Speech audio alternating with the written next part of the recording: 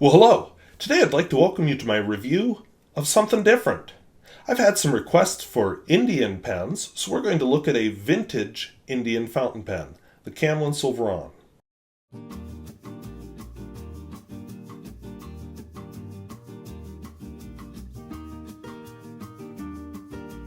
If videos like this interest you, where I talk about fountain pens, both new and old and at all price points, I would invite you to subscribe. And hey, what's your experience with Indian fountain pens, vintage or otherwise? I've reviewed a few in the past, but I don't know much about India, so let me know down in the comments. So when I introduced the video, I called it a Sovereign, but then as I was doing the rest of my intro, I thought, well, dummy, this is an Indian pen, and they probably mean to use the English pronunciation, so Sovereign. I apologize for that. I didn't mean to sound all weird. But anyway, I've never really gotten into Indian pens. I mean, they're interesting. I suppose my foray into noodlers is a little bit of a foray into Indian fountain pens. I have actually been given quite a number of Indian fountain pens, and I want to start reviewing them or doing at least first impressions on them. I've had this pen for a number of years. It probably comes from the 1970s, I think. It's a very well-made pen. What's interesting about Indian pens is you'll see a lot of more old-style or handmade manufacturing, the ebonite feeds and so on, that you don't find with other countries' manufacture, or you find it very high-end pens now. So let's take a look at this one. So the pen turns out it's not one of those slim black pens I like, but close enough. Has metal finials matching around the cap, which is metal. Camlin, which as far as I know is still around. Sovereign. Slip to post, or cap I mean. Semi-hooded nib that, I don't know, it juts out kind of weird, but it writes just fine. When I unscrew this, the trim ring is loose, but I don't know if it was originally. It is an old pen.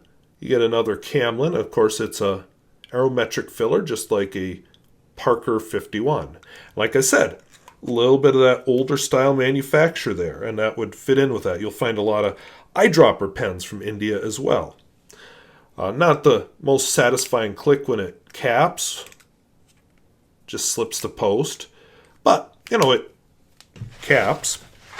This pen has shown up from time to time in my pens in use.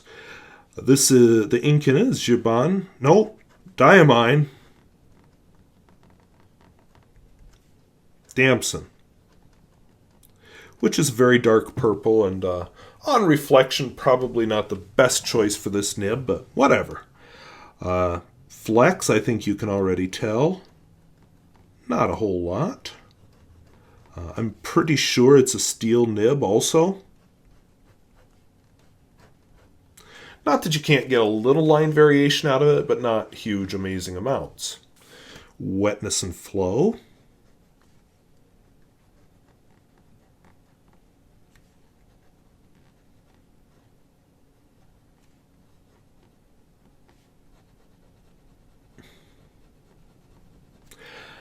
Again, not amazing, but it's there. The smear test, I think it will smear a little, but not lots. We'll find out if I'm right.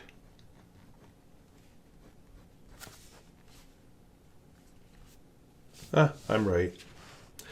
And finally, the reverse writing test. Because that's one way with some pens that you can get varying line width. And it's a surprisingly smooth, I'd go beyond extra fine. I'd call that ultra extra fine.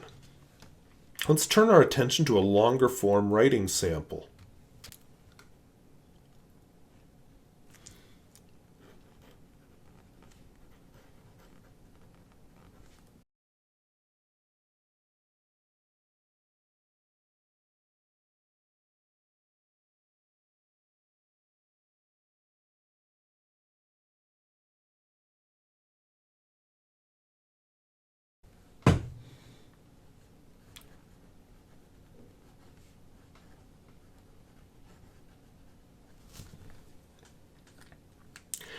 And we'll do our world famous Pierre Gustafson test, where we see how it handles rapid writing.